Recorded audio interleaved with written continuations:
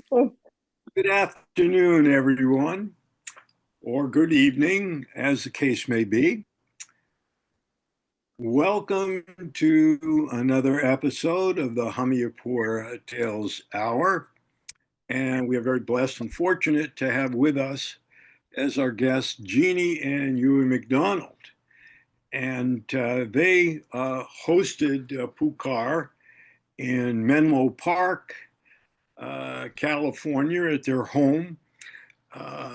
This is, of course, back in 1975. And as a refresher, I traveled with Pukar after Martithi in 1974 and was really, really taken in my experience there in Hamirpur, felt the fire of Mir Baba's love there in his lovers. And I wanted to go right back to Hamirpur that fall for their Mela, for their festival. That was not possible. So instead, I decided to Mela in a backyard farm in Athens, Maine, on 100 acres, 23 acres of fields. There's plenty of room for everybody to camp. Pukar joined us. And from Athens, Maine, went Yeah, you're on, blanking out. You're blanking out a few and times. then he You might traveled repeat. west. You might repeat the last sentence. You just disappeared for. Uh, yes, and I may continue to do that. My internet connection is very weak today, so please bear with me. In any event, Pukar traveled south from Athens, Maine, starting August 11th, to give you some time context. And after Florida, he went west. And then from the Southern California, he traveled north. And I'm not sure whether we stopped in Menlo Park before Walnut Creek or after. Recently learned that Jim Peterson hosted him in Walnut Creek.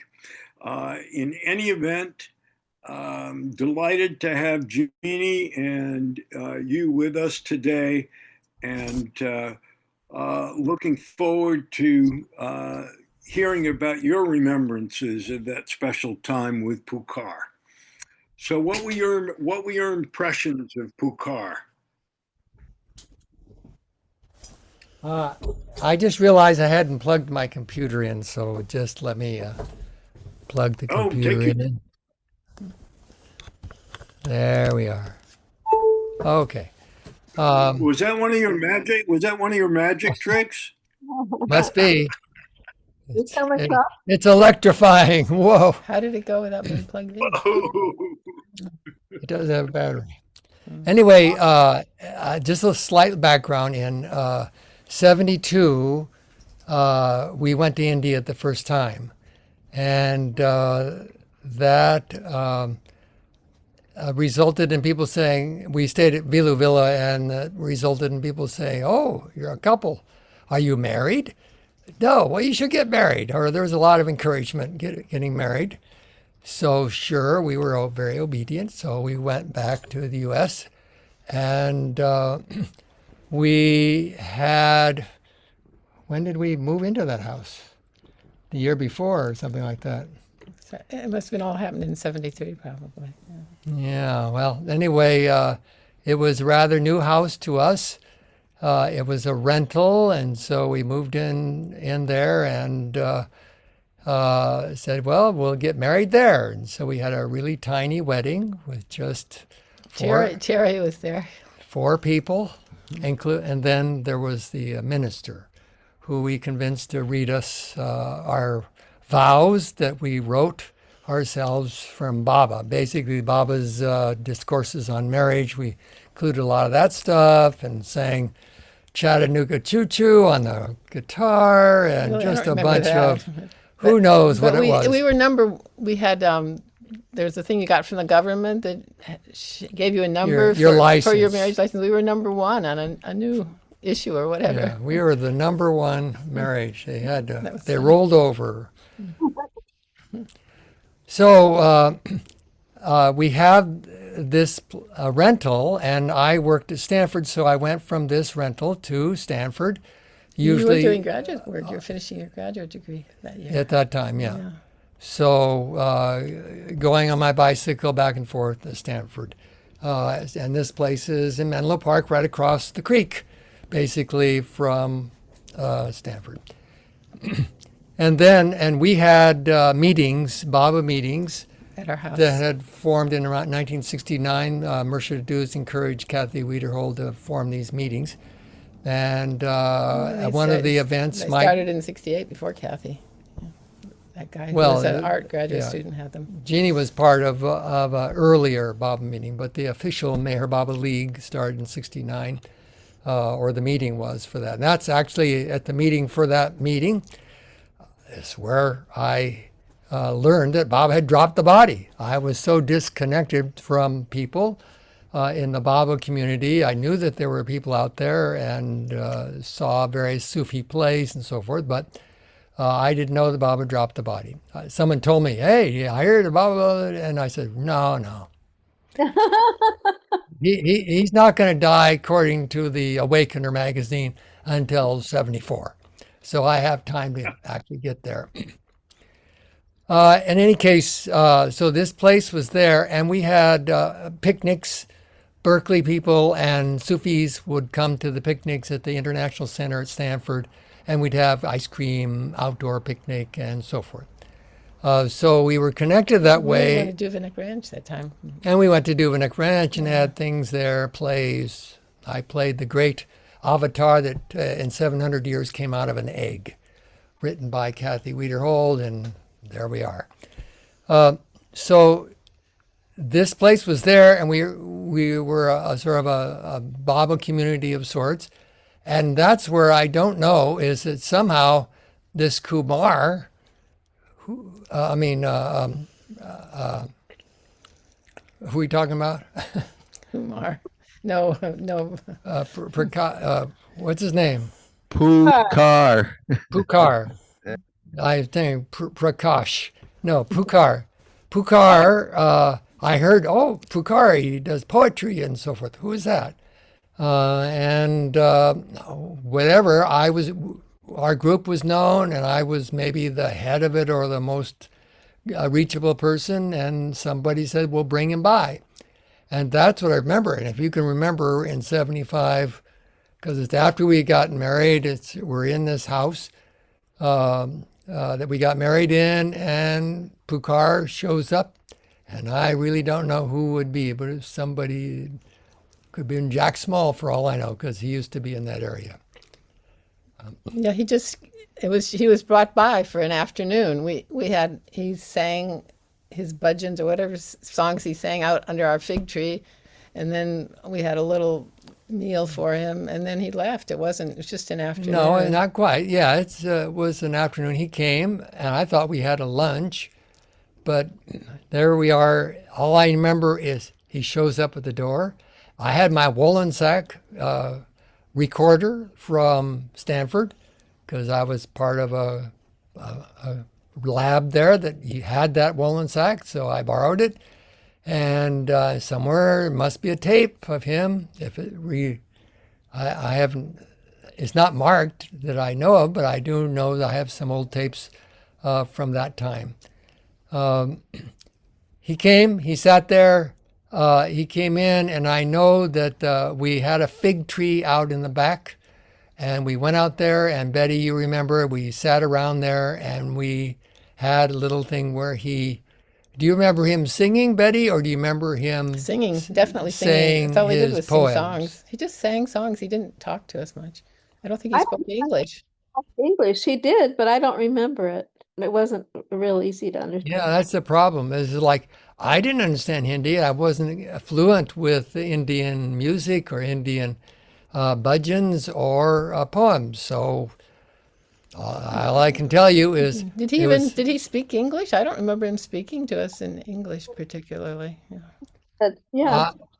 Just like when you first listened to Bauji, it's very, very difficult to understand him. And then over time, you get used to how he speaks. It was the same with Pukar. Um, Pukar actually had an excellent command of English, and his writings uh, in Pukar's diary and in Your back the on blur letters got that rid of that picture. Your back on blur blurred sorry out. about that. But it may have been something that developed over time too. Maybe in those early years he may not have had such a command. Well, Jeannie remembers him not speaking English. I remember him speaking English. So, Indian English type of stuff. So Huey, there we go. what time of the year was it? Oh, I remember that part because it was Oh, it was- very, very hot. I was wearing like hot pants. I mean, really short shorts and a sleeveless top, a little light tangerine color thing. And it was just normal wear in that. It was so hot that day. It was in the summertime. And I remember sitting there, we served him some food afterwards, and I remember someone telling us he liked fruit or something and preparing fresh fruit for him. And I was sitting there on the floor in front of this sofa, and he was sitting on the sofa, is how I remember it. And I felt a little uncomfortable, and I didn't know why. And later on, I figured out, especially after we went to India more and realized what the mores are there, that he was probably really uncomfortable with his hostess sitting there half naked, because I didn't understand that, that Short shorts. you don't wear bare legs and bare arms in front of these guys from Hamirpur, But this was in 75? Yeah. That was the year Amber was born, and I'm realizing I probably wasn't there. I was busy. Newborn. Did he travel alone or was he with somebody? He was definitely with somebody. Somebody was carrying him about. Like I say, we had a lot of connection with Jack Small. We went places with Jack Small, and he was connected with just about everybody. So it could have been him, but it could have been Alan Ray Powell for all I knew. I mean, I didn't know everybody, and all I know is that I opened up that door, and there he was. And I said, "Oh, good, welcome." And he came in, and like I say, there were two segments. We went outside for the session under the tree. That was nice. It was a small fig tree. It was white figs. That was really pleasant. It was a summery afternoon. It was summery though, and it was hot, and so it's outside. We came in for food, some kind of treats. Probably, as far as I know, it was more of a meal. Fruit type of. Could have been a. I just remember that someone telling me like fruit, and so I remember somehow that was a big but I don't issue. know. I don't remember any particular meal or whether it was bring your own or what it was, but Aurora. that's what I knew that it was. It's okay. She's calling. Babs probably. So we went to when we came in, we ate. And I remember kind of trying to get my woolen sack outside to record out there. And then it was hot, so we came indoors. And so the afternoon part, the after meal section or something, was indoors. And he was sitting on the couch, and I was on the floor with my woolen sack, pressing the buttons and whatever. And I just remember, okay, I don't understand these songs. I can't understand what it's saying or the meaning or whatever, but I felt it was worth recording, and I knew that he was an important person in Baba's world. So we went on for a long time, as Indians can do. My memory is that it used up my tape, and that's like an hour tape probably of just the recordings I was making, and then he left. It was I just remember his big body. He was big, yeah. Yeah, hunking is not something I expected from Indian bodies to be so big and hefty. I presume he was there in his dhoti. Well, it I remember, I know dhotis, but I don't know that it was anything else other than that. He just looked like he was dressed as an Indian, and I had seen that a couple years before in '72, so it looked all consistent for me. I didn't say, oh, he's dressed in a dhoti. No, I was sort of accepting whatever it was, kind of. And again, I wanted to know what it was he was singing, what it was the words he was using. I'd heard that he was a poet, so and heard he was close with Baba, and we hosted it, and all the people, sat around. Our living room was full of people sitting around, relatively full of people. I don't know how many, what, 10? I don't even remember that part of it. I remember a lot of people had come over. A lot of the names that I recognize every now and then when someone says, oh, yeah, they came. Oh, yeah, I remember them. So they weren't like Cherry and, that Betty was there. I would have assumed that, but it could have been Cherry. It could have been any of the Ask other Betty what Baba. she remembers, probably as much as I'm remembering. In the backyard on blankets eating, and I remember not understanding Pukar. I remember him he was a big man. Mm-hmm. Uh, Yeah, that's about all I'm remembering. Yeah. So maybe that was the thing, that maybe he didn't do his poetry. Maybe I didn't record outside under the tree. I just remember trying to get things there to record stuff. Well, he sang outside quite a long time, and I didn't understand any of it either. I just, I wasn't there. I know I wasn't there. Yeah, okay. So, that I can't think of anything other than all of this trying to get food together and trying to get the stuff and the things for people to sit on and all of that. We weren't used to doing events like this. So Story.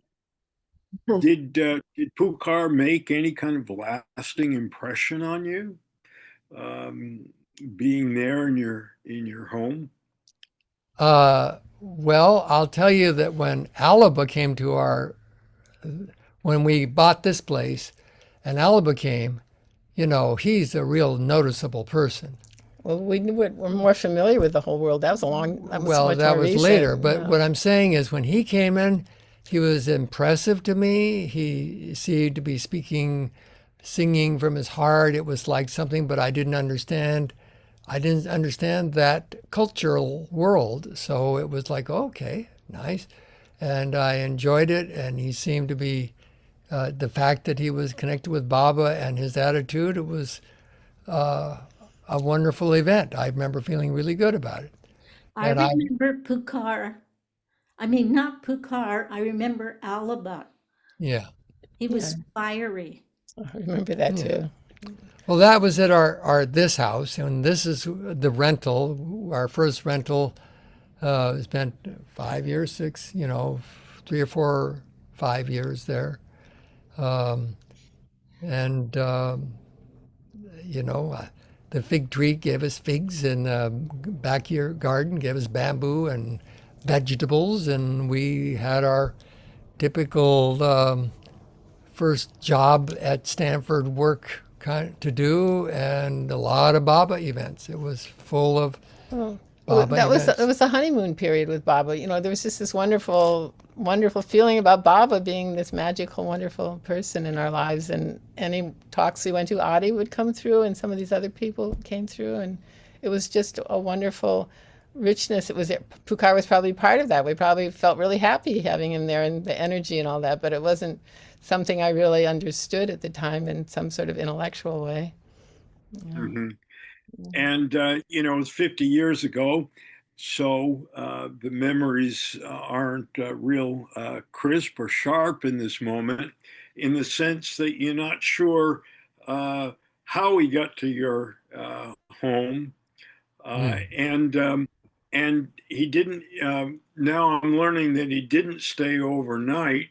No. that he left, and evidently someone was accompanying him. I had been told by someone else that Jack Mormon was taking him from place to place. Uh, Jack could- has told me. Jack has told me otherwise. Um, Could have been Jack and Small. It's another well, Jack. yes, I understand, but Jack Small, for better or worse, is not with us anymore, Yeah. and so. Well, here's the thing. he's If with I can Baba. find my slides, I'm a person who took, made recordings and took pictures.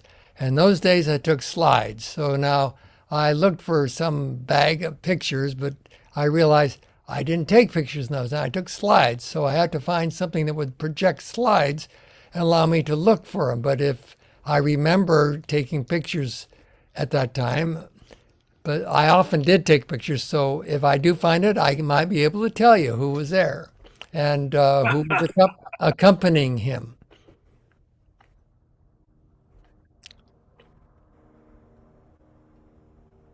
So, does anybody else have any questions or comments? The shortest story possible. Yeah, sorry, we just don't. It was so long ago, I don't remember it that well. It's all part of the process. It's all appreciated, and we want to thank you so much for being with us to share the memories that you do have. So, I think we'll conclude at this point. Betty, do you have anything else you'd like to add? Or you were there? Betty, hello, Wake Betty. Do you remember anything else? You remember eating? Do you remember what we ate?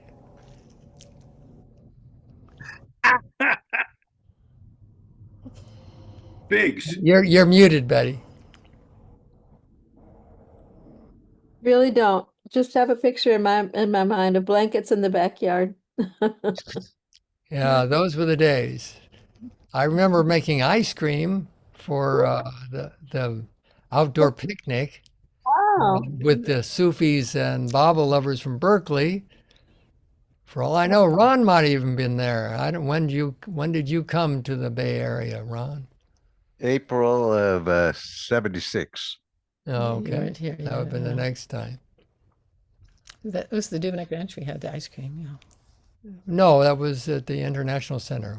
Our Baba meeting was at the International Center on Well, Stanford But campus. that play was. Since I worked at Stanford, I was able to rent or what do you call it? Sign up for rooms in Tressiter Union or the International Center and so forth. Able to do it. Kathy Wiederhold also worked at Stanford. So the two of us, I was a student there and she was a worker there. And so we had Baba meetings for many years until both of us left. Well, Jeanie and you. So I remember things like that. Yes, thank you. Jeanie and you, I want to thank you so much for being with us today. Want to let everybody know that next Monday for the Hamirpur Tales Hour, we will be very fortunate to have Charles Haynes with us. Wow. And Charles' interaction with Pukar was, I will say this much, was not direct, was indirect. And he does have an amazing tale to share with us. So we hope you'll all come back and join us for that. We like to conclude with 3 Avatar Meher Baba Ki Jays, so we can do that now. 1, 2, 3. Avatar Meher Meher Baba. Baba Ki Jai. Amazing. Avatar Meher Meher Baba Baba Ki Ki Jai. Jai. Avatar Meher Baba Ki Jai. Jai. And even 9. Thanks, Alan Ray, for doing this. It's been delightful, this Hamirpur adventure. Yeah, Yes, I can remind people that our first trip to India, we got the experience of Hamirpur by being at Vilu Villa in the back area. That sort of Yeah, I don't know what to call it. my roommate came back from the Hamirpur trip, and she was so sick they had to kind of airlift her back to the United States. She was so sick and just moaning and groaning and Vilu didn't like people who were sick because she didn't want it getting out that people at her place had ever gotten sick. But this was Hamirpur effect, and we saw her when she went off to Hamirpur, and we saw her when she came back. That was like in '79 or so. Yeah. Yeah. Who it was? Remember her name? Do you remember what? I don't remember who it was. I have a picture of her, and I saw her years after that. So she survived. But it just, like I say, that was my first exposure to Hamirpur, and it didn't quite make me want to go to Hamirpur. When I said airlift, I mean they just sent her back. She had to fly back to America to get medical attention. Yeah. Yeah, it was long. Intrepid Souls actually went. Huh? But there were the Intrepid Souls who actually went. They were very brave. Yeah. Yeah, when did you go, Ron?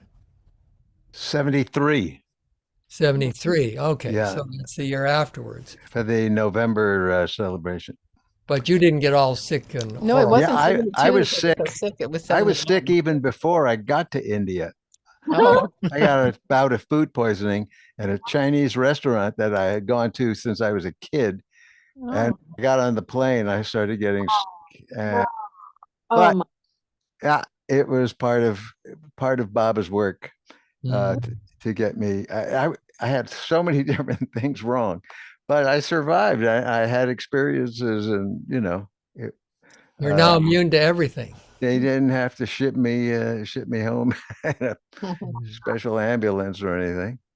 uh, But So- it definitely was a lot of things went, a lot of different kinds of ailments. Wow. Mm.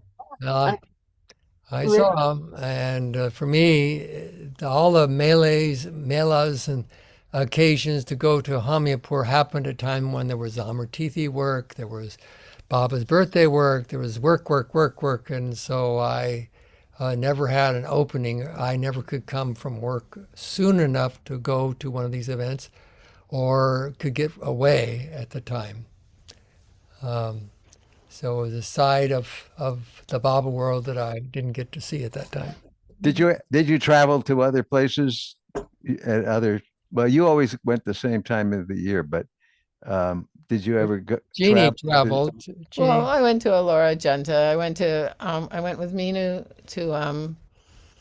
to the Baba places. Sai Baba and Sai Baba Upasni? and Upasni and Maharaj. I went to those Sakori.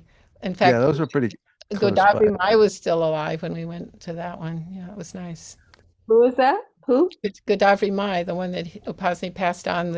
She had this really big dog. It was like came up to her waist, just standing there greeting us. and you went to Mahabaleshwar. And I went on a Mahabaleshwar trip, but I didn't really do much, just those few places. Yeah, I went to Mehrabad. But it was so there And was so Upper much. Mehrabad. It was so wonderful being at Mehrabad with all the mandali there that I didn't really feel a draw to go anywhere else. It was just like going to heaven to be there. It was fantastic. We were so happy to come back to Mehrabad after being. We were looking forward to it. They said, "Let me hear those little kids screaming Jai Baba to me," and making fun of us and stuff. Yeah, I'm looking forward to it. yeah, it was wonderful. Those were heavenly years. That was just amazing. You energy. just reminded me of the time that some kids came up to us. We were walking with Mani to the We were at the mill? at the train station through the train station to they- get to the and then we went over to place. that place with all the Baba history there on the press, the We're done, Liv. Akbar Press. Akbar Akbar Press, Press, Akbar Press, yeah, yeah. the She was press. taking us on this tour of places like the train station, Akbar Press. So anyway, these kids come up and say, "J Mama," you know, they were chocolate or whatever they said. I didn't quite understand. They didn't realize Mani, because she was so white, wasn't another white person. So Mani immediately takes him and says, she took balls them out she royally. bawled them out for treating the guests from foreign countries so badly, you know, and treating us with such disrespect and all that. Yeah. Anyway, nice memory. Thank you, Ron. So of the people here, Ron, Richard, Alan Ray what about Terry? Did you go to Hamirpur or just, No, but I did meet the Hamirpurians at Amartithi in the 70s. I went a few times and I met Pukar in New York, and I met Keshav Nigam at Mehrabad, and many of the other Hamirpurians who had a tent. You know, they had a separate tent on the side of the Mehrabad boundary. So Eric took us over to the tent and told us all about Baba's travels to Hamirpur. And they were all there, all these people, and they were too poor to stay on the Mehrabad property, so they had a tent for themselves. Because then men and women didn't stay together, but they were all staying together, which was really unusual. So Eric explained it, how poor they were and how much they loved Baba, and it was really very touching. Now that I think about it, it's going to these meetings has brought it all back. Mm. And I remember at Amartiti, the Hamirpur people used to do a lot of volunteer work. Even now, I think there's still the people that are doing some of the guarding and all that, the jobs that other people don't want. They're the ones out there doing it. They still are really good that way. And the Candyman. I don't know if anybody else have ever met the Candyman, but he also liked magic. Yes, that's the Barfi Wala Sitaram? from or Sitaram, and he would come to Amartithi with two big tins. The kind of tins where you might get 25 pounds of cashew pieces. He would have two tins of barfi, and he would be outside the samadhi, and people, after they would take their darshan, he would hand out the barfi. And Pukar, we passed through Kanpur. We stopped, spent some time at Sitaram's in Kanpur,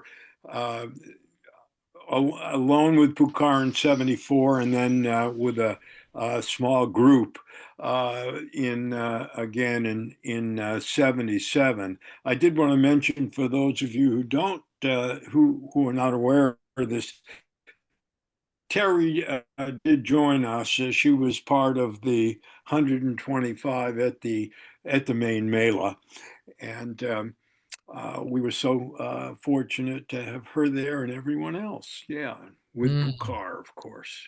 Yeah.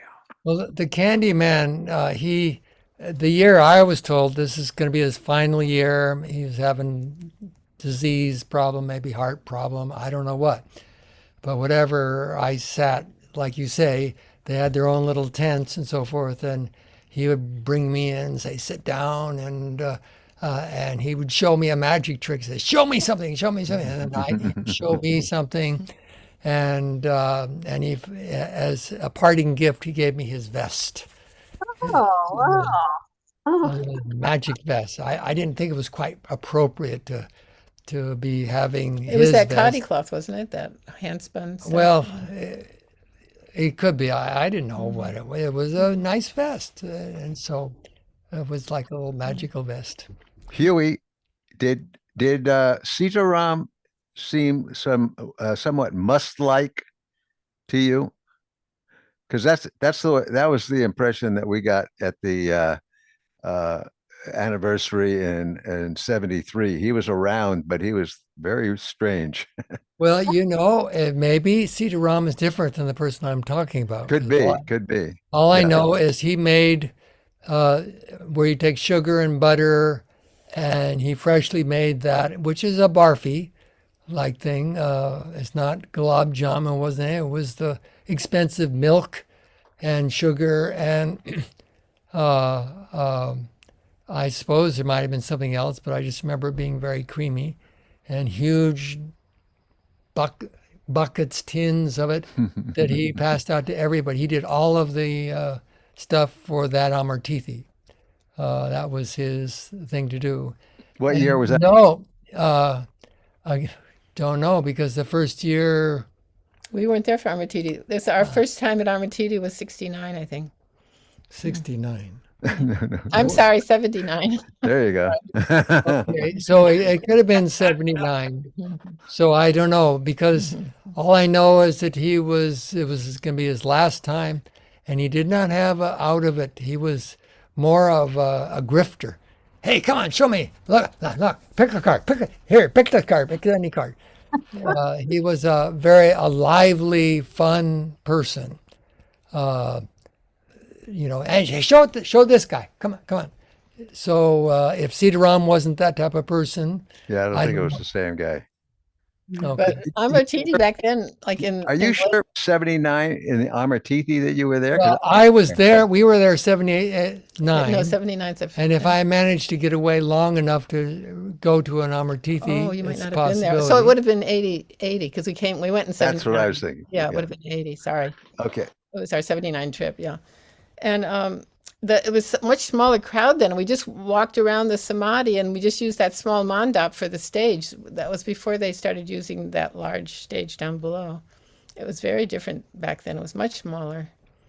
Yeah, it was a time when I didn't have to do a lot of work, so I could actually sit Oh, with this we guy. got kicked off the stage. In fact, the group from Vilus got kicked off the stage because we didn't take our shoes off and we weren't well prepared either. Audie kicked us off, yeah. Interesting story, but it was a time when I could sit around and actually be with Hamirpur people, and it was all the heart feelings and be with people from all over India, and it was a very interesting those first Amartithi because I was working and Jeannie was able to be there for more of them than I was. Anyway, nice memories have come up. So Ron, you were talking about this must-like person, so it sounds like it was somebody else. Yeah. I think it was somebody else. Mhm. I think it wasn't Sitaram. Sitaram doesn't sound like that. Although, it might have been the way he was in 73. Maybe he changed. That's possible. I Oh, don't this know. was he a big man? No, not Are particularly. you possibly thinking Hiral Uh, from Naranga? Who? Here alone. Oh no, I know Hiral. Hiral. Hiral from Yeah, he was a great singer and all of that. I recorded him a number of times. It wasn't him. Not short little guy who always. That was great. But no, Right. this guy was a candy man. That was his job to make candy and sweetmeats. So he was, I saw him stirring the stuff and getting it all ready and sat with his family and all of his friends in a little tent. Well, Sitaram was a big man, not certainly not as big as Pukar, No. but he was also quite stout, with his own pot belly, as I recall. And I'm not sure if we're talking about the same person or not. It could be, Ref- Yeah, but that sounds better. That fits his size and what I know of him. He wasn't spaced out though, in my experience. He was a lot of fun for me. Richard, you seem to kind of nod when Ron talked about this musk-like person. Are you remembering a musk-like fellow? Good question. Can you hear me, first of all? Yes. I'm not sure if my audio is on. Good. When I was in Hamirpur in 72, I met so many people. And my memory of 50 plus years ago remembers a lot of people that looked like musts from what I sort of think of the typical must from the Wayfarers or something. But I don't recall I don't believe I recall the specific person that Ron is talking about. Yeah, actually, I seem to remember that Sitaram was dressed kind of very Western. He was he was a businessman.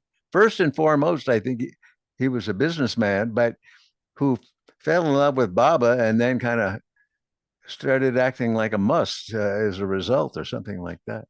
But his demeanor and his dress was very businesslike.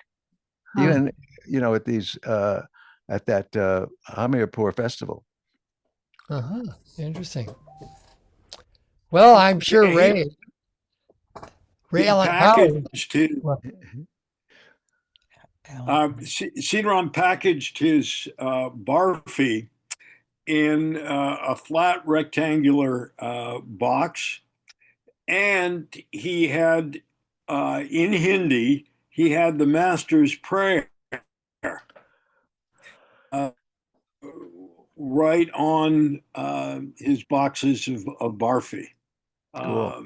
So that's a memory that I have of Sitaram Was he selling? there at his home. Was he selling? That was this his business to Yeah, sell that's his business. He was rich. Oh yeah, yeah. He was very successful as a businessman. Yeah. Well, this guy fits that characteristic. I mean, he was good at that stuff and had things together. And Yeah, I we're mentioned it. Richard's already told us. but he didn't make those kind of barfy for the Amartithi. He had everything was freshly made, and it was creamy and like a glob of. It was served with a spoon.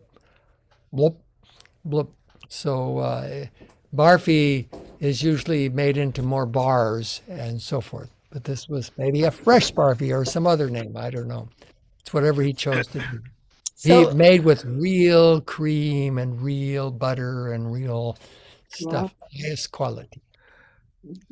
I mentioned this the last one of the times that we were on, and Sitaram came up, and the fact that he and Pukar came over to our house after.